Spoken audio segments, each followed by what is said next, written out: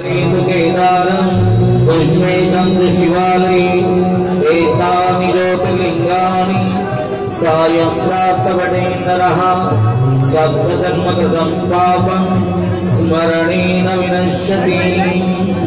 गोपाल कृष्ण भगवान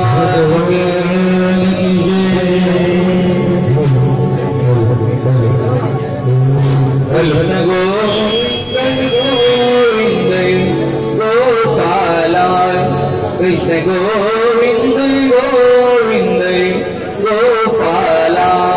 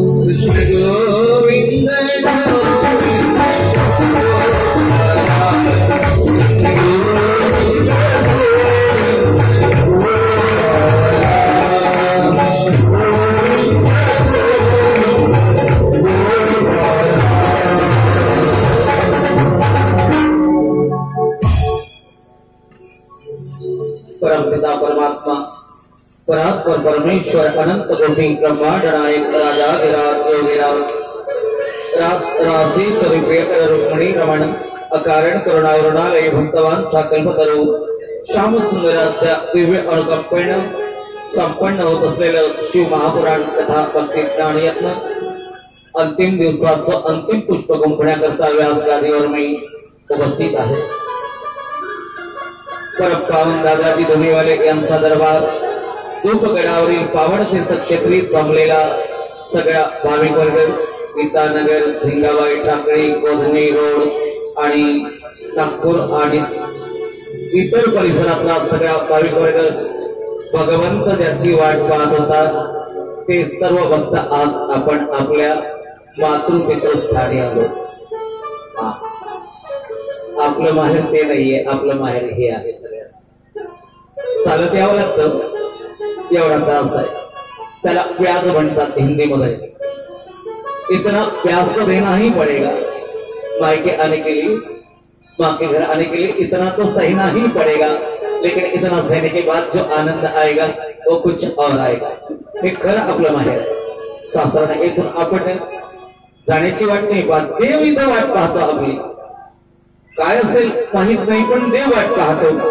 फक्त माझा लाडका लेक माझी लाडकी लेक या ठिकाणी माझ्याजवळ यावी कृपा दृष्टीनं मी त्यांच्याकडे पाहिजे ते आशीर्वाद घेऊन जातील आणि त्यांना मग जीवनात काही कमी पडणार नाही याकरता मग माहेरातून शिदोरी आई बांधून देते। मला सांगा, नवती नवी मुलगी सासरी जायला ज्या वेळेला निघते, आताची गोष्ट सोडा, ज्या आता जुन्या माता वगैरे बसलेल्या आहेत, नवती नवी लग्न झालेली मुलगी पहिल्यांदा सासरी जायला निघते तर आई तिला सोबत काय बांधून देते?